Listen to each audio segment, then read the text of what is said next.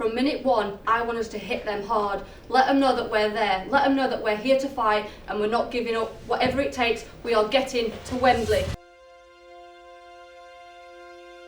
Really good ball. Rosella Ryan and Tottenham have completed a remarkable comeback. Beth England is in to equalise. We are heading for a penalty shootout. And Spencer saves. Can she do it again? She can! To win the quarter-final for Tottenham. And she does it! What a remarkable performance! We don't play the occasion, we play the game. Headed on by Bula, headed towards goal! And in from Martha Thomas! And Tottenham Hotspur are heading for the FA Cup final! Let's go, 3, 1, 2, 3!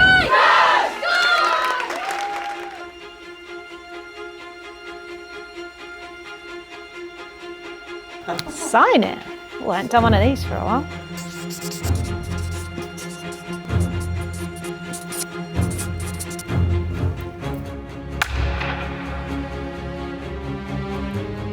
It's a really exciting time to be part of this club. The women's game is progressing so fast, so quickly. It's really important now for little girls to see that they can be a professional footballer.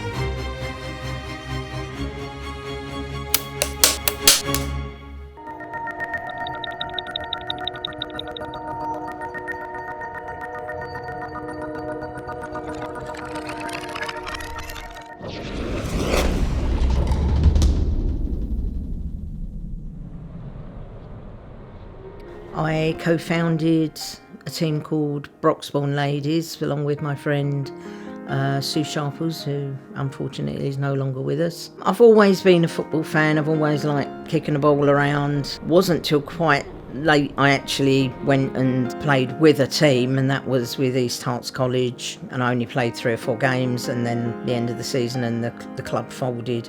And we're like, we've got to do something. We can't just not play football. Thinking, yeah, it's quite easy. We'll just form our own team. And then the journey began, finding somewhere to play, somewhere to train. Spent ages ringing round trying to get a pitch. Eventually, East Herts College said, well, you can play here, but you can't be called East Herts College. So we said, okay, we'll be Broxbourne then, because that's where it was. Early doors, my Dad gave my brother Glenn a set of linesman's flags and literally said, you know, I think this is going to be your sort of like route into football. Dad knew people like Bill Nicholson. He used to referee on the Eastbourne League and things like that. And then Glenn, my brother, started coaching at a young boys football team. And then it got to around about 1985 where he saw an advert in local newspaper. Glenn really got the bug for it and took the club forward very much so, and would been driving force behind getting them to where they are now. My daughter wanted to play football. We found a little advert in a paper, so I applied, and I met Glenn from Fred Knight's, and that's how it all began. When I was 16 and I went to the first training session, there was Glenn Weaver was there and Kay Lovelock, and Glenn is just the nicest man I've ever met. We started off a couple of sets of shirts, a couple of footballs, and not a lot else really. And it was a ragbag outfit. We used to turn up on a Sunday morning, off we go, get hammered, come back. It was very much a very grassroots, a social sort of level, played in the local regional league. You could see right from the beginning he was there for the girls. You know, it wasn't about Glenn Weaver, it was about giving these girls a chance to play football. We got to the point where Glenn then came knocking on Donna's door and said, look, you've really got to help us out here if you want us to progress. When I first came to the club, I was aware there was a ladies' team called Broxbourne Ladies. It was just built out of a desire of young girls in the area to play football. When Glenn passed away, Val and I picked up the mantle. We were at the funeral and Val came up to me with June and she said, Donna, we carry on. June and I are going to do it. It's going to be Glenn's legacy. Be so scared to go into those meetings with Donna. But each year would go in and she'd listen to us and she'd help us out. She was like a godmother, if you like, up there watching over us. They got permission to use the name Tottenham Hotspur Ladies, and that is the the team that kind of just has evolved now into Tottenham Hotspur Women and into the Women's Super League.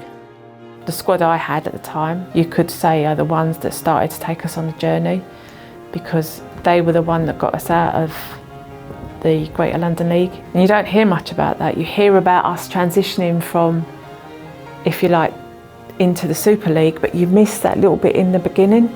And they're really the, if you like, the legends of the club. They're the ones that took us to that next step, because if that next step hadn't happened, we wouldn't have been where we are today.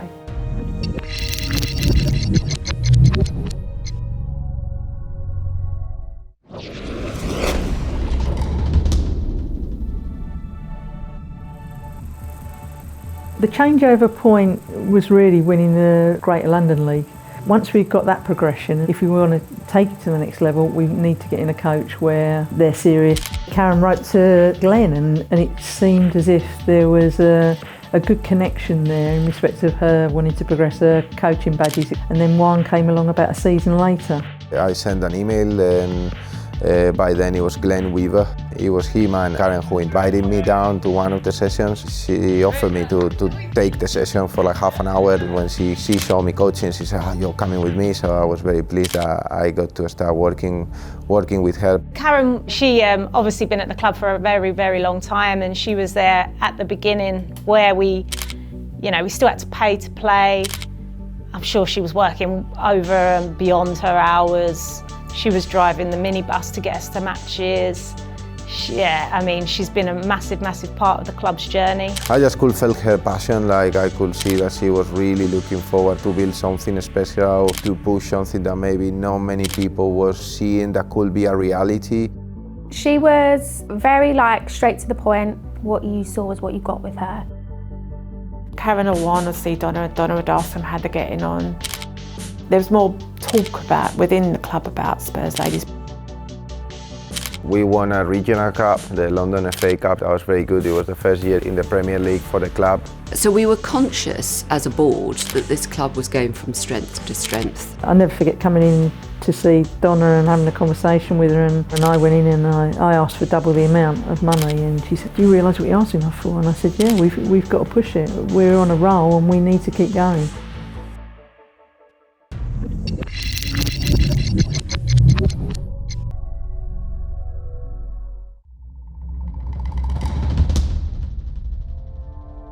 The 2016-17 season really changed. Got more professional, but obviously we weren't even semi-professional then. We were working our day jobs. Karen recruited some really key players from the league above, and I think that was kind of the turning point that we were okay, we're really going to go for this now. That season we got told that we were going to play at White Hart Lane Stadium before it got knocked down. And the way the results had panned out on that Sunday was that if we beat West Ham, we then get to win the league there, which is incredible for your first time ever playing on the stadium. There were great leaders in the team, Janice Clarchie, there were great people that saw the potential. And then we turned up to the stadium, and I remember Karen and Ron wouldn't let us in the changing room. You could tell something was going on, everyone was being a bit sneaky. And then they let us in, and it was the first time we had our names on our shirts, and I just remember turning around to the girls and some of the faces. It's such a small little detail, but we never had any of that before. We knew it was going to be a tough match, and West Ham Tottenham, it always is. Didn't for 1 second think about losing. All I could think about was us winning. It was just a night to go out and express ourselves. We hadn't lost all season, so the confidence was sky high anyway. I think we got a lot of new fans that evening as well, because we put on a great performance. It was dominant, with some great goals. It was a cold night. I remember it was cold, but you forgot about the cold. You just soaked up the atmosphere. The atmosphere that night was brilliant. Towards the end of the second half, I just remember just looking around, and everyone on the pitch was just buzzing, smiling, and we knew we'd done it. And I got to lift the trophy, the League Cup, in front of all our friends and family, and it was a really incredible experience. Everyone was just so happy. I remember June and Val being there, and just tears everywhere, and it was just a really nice moment. I think June and I were just as emotional as anyone that was down on the pitch. It's all well and good giving the players credit, but the management team behind us that season were incredible. It was a real team effort. It wasn't just one person that got us there. It was a lot of hard work from so many people. We thought that was dreams were made of, because by then we worked for like 6, 7, 8 years to get to that point, and seeing it coming together, it was unbelievable. No one thought we would do it, but we did it. And I say we because I was part of it. I might have been on the pitch, but I was still there. In that league that we were in, you play the whole season. If you finish top, you haven't cracked it just yet, because you then have to play against the team that finished top in the Northern Division. We had to play against Blackburn. Blackburn had a really, really good season as well. You know, we lose that match, then the whole season being undefeated means absolutely nothing. And yeah, it was probably the most nervous match I've ever played in because of what was at stake. At the minute that whistle blew, you could see we were winning every challenge first. Everyone was absolutely bang on it again and kind of just knew that this was ours to lose.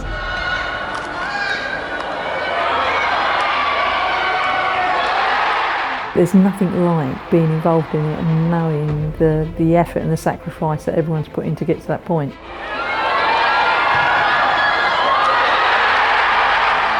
It was magic, it was wonderful, it's what we always wanted.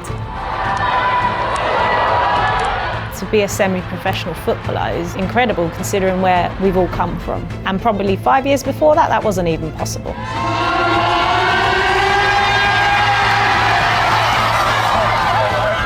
It was the pinnacle of the sort of legacy season, really, to get that win and to know that we'd done it.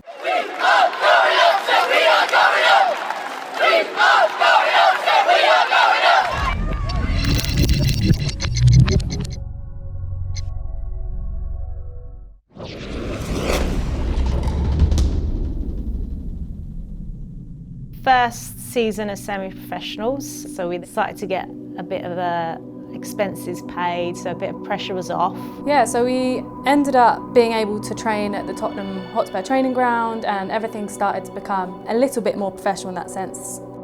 Being at the training ground made a huge difference. Just remember one evening where the dome is, you can see the first team managers, you know, sometimes they walk past and they'd look down, and just for the girls to look up and think, oh God, they're watching us train. It was different, it was a business now. There was a lot more riding on it.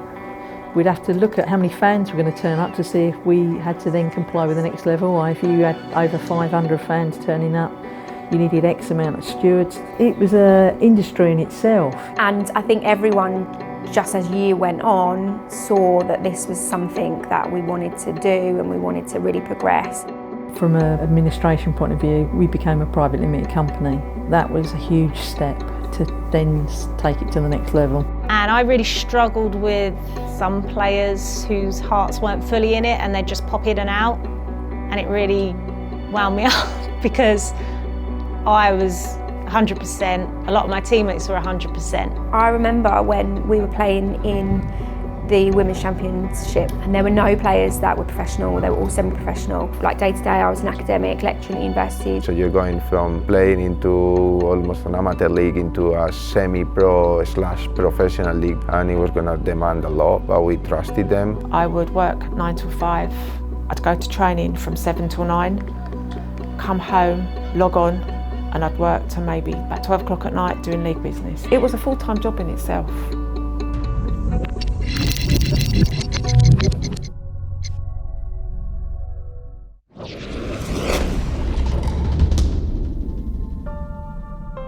As the season progressed, we seemed to be discussing the next level. For me, the last meeting that we had was the signing over of the club. When they could see that we were doing well, the club came in and then, if you like, I hate to use the word took over, but they took over. And at the time you feel hurt because for how many years I did it for the love. But you can understand why. It was a lot of money. They had to have the right structure in place to take it on to the next level. We realised we were going to have to make some difficult decisions, and that meant that we had to have a conversation with Val and June about the future administration governance of the club, and that we wanted them to stay with us, but that we would have to take it over. We looked at how the women's team were developing, and obviously they were developing at pace. We then looked at the situation where they were about to be promoted from the Championship, and we knew the situation that coming into the WSL, criteria involved, turning them professional, we knew that we needed to do a lot of work and support around that. So we put in place a framework to understand what was needed to do, look at who we needed to bring in, and how we could best support across the club. At the point of me arriving, first team were doing exceptionally well in the Women's Championship, and I think there was a sense of, crikey, we might actually get promoted here into the WSL.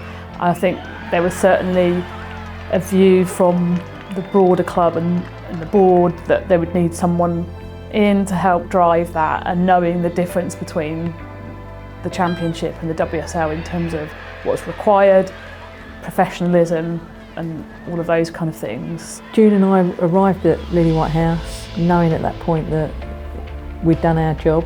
We were immensely proud of what we'd done. We knew that we couldn't take it any further. It needed a significant financial input to take it to the next level. And I hope they felt at the time that they were giving the club that they had grown for so many years over to safe pairs of hands with the board that had been alongside them for that journey. I said to Val at the time, as much as I hate it, I think it's the right thing to do. We need to hand it over to the club because they have got the structures in place to take it to the next level.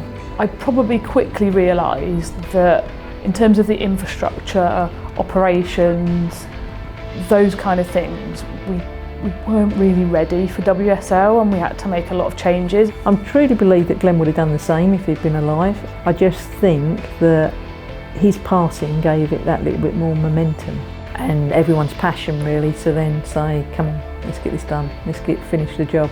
I hope they are absolutely filled with pride about what they have achieved, that alongside Sue and Kay and of course Glenn, those five really were the architects of Tottenham Hotspur Women as we know it today. It was difficult at the same time letting go of the reins, but like I said, I think it was the right thing to do. And I'm still involved with the club. We're on the advisory board, we support the girls.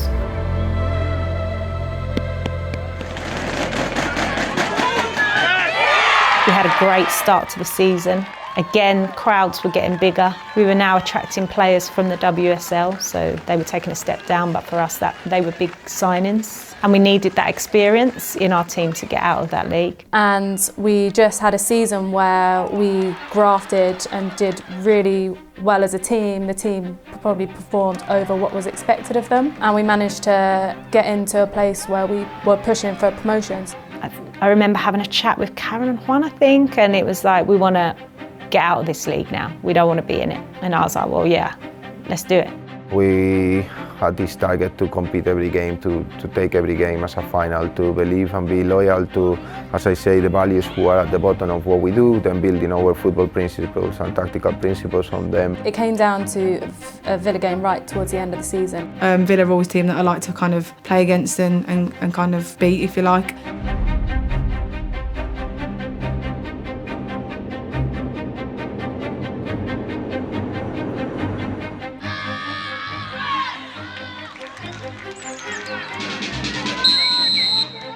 This one, we all felt the nerves.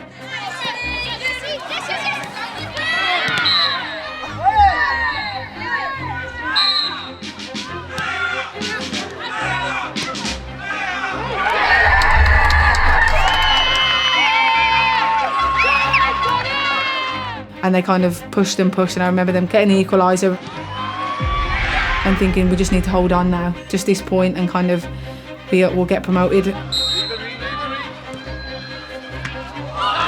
I remember the last 5 minutes of that match were the worst 5 minutes I've ever been involved in. It was awful. They put so much pressure on us. They threw everything up, and we were literally defending for our lives. I think it was probably the last minute of the game, the referee gave away a ridiculous free kick that wasn't a free kick. And I remember Chloe Morgan pulling off a great save.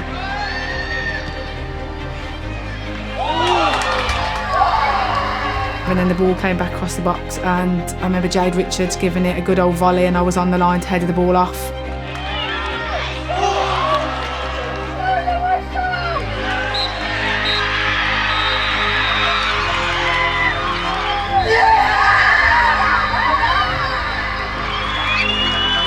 The scenes after were just amazing. Everyone was running on the pitch.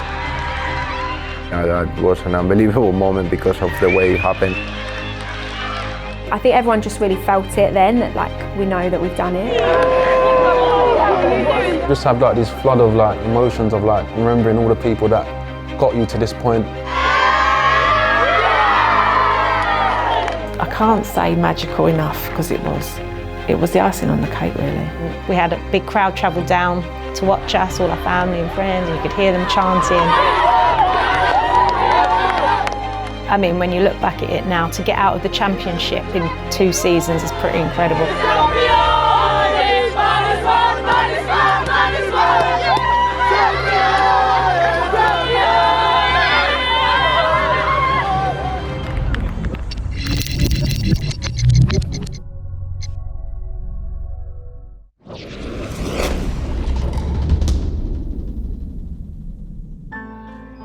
You know, our only real ambition, if you like, and objective on the pitch was to stay in the WSL. The difference between the WSL and the Championship, I would say the pace the game's played at, for sure. Everything's quicker, players are faster, stronger. Sorensen with a deep cross, and that's a fine header from Christensen. We were playing against much bigger teams with bigger names. Manchester City with the corner, and it's flicked in. Ellen White has their fourth. On the header, loops in, so well taken from the set piece. You know, with Karen and Juan, I think it was different because I've never had 2 managers before. I wasn't sure how it was really going to work for them, especially at this level, because it's quite a cutthroat. You've got to get results. So I can imagine for them it was quite a tough experience to go through. We realised we needed to up our game in every department, whether that was medical, analysts, facilities, nutrition, and the same with coaching. So we had to take the really difficult decision to replace our coaches. We got a message from the GM, in that case from Heather, saying that we had an emergency meeting, and the decision was made and we have to accept it. And it was far more difficult because Karen and Juan had been with us during the growth years of the club, during the years in which we'd seen the 2 promotions to take the club where it is today. I had a massive feeling of accomplishment. I was able to change the history of a football club and leave a legacy that will live forever for me. We looked at a few people. What was important to us that we had someone that had some experience in the club world, absolutely, but was also a player developer. When I first came to the club, we were in a relegation battle, and so for everybody it does take a period of adjustment to be able to build the team to sustain a level of competition at this point really in the Super League.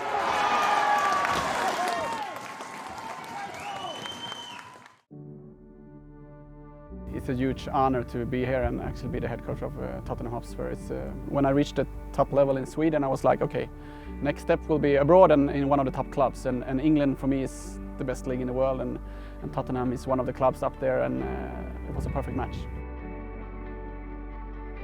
So for me, a captain and a captain's team should be, of course, professional at all times, to make sure they are role models for you guys, for the staff, for the club, and our new captain. So Bethany, you will do that. For you that do know me, I hope I've got your faith and trust in being the new captain, and the ones that don't know me yet, I hope that I get the opportunity to earn your trust and respect, and yeah, hopefully we have a good start to the season. Avelina Suominen, brilliant goal! Absolutely on the money, and that's a special free kick. Clinton goes for goal. Oh my goodness me! What a way to go in front. Oh, good strong work by Celine Bizet, who's away here. Thomas to her right, Clinton coming up in support to the left. Bizet might go it alone here. Tottenham take the lead with a wonderful solo goal by Celine Bizet. She squared it. Thomas! Tottenham score! Martha Thomas! Just shy of the hour mark. Spurs' leading goal scorer strikes the first blow. And the Tottenham Hotspur Stadium erupts in joy. A famous victory by Robert Villaham's team. We are heading for a penalty shootout. And Spencer saves. Can she do it again? She can! To win the quarter-final for Tottenham. And she does it! What a remarkable performance! Headed on by Bula, headed towards goal! And in from Martha Thomas! For the first time in their history, Robert Villaham has led his team to Wembley. Oh, I'm so happy. It was amazing game, and the fans was amazing. I just love this day. This group of girls is so special, and so many fans came out to support us today, and hopefully even more at Wembley. The more spotlight on the players so the younger generations can see them, I think that's massive because, you know, like we said before, if they can see it, then they believe they can be it. It's really important now for little girls to see that they can be a professional footballer. To go from as grassroots as it can get, being run by volunteers, amazing people, to being in a professional league now, it's incredible.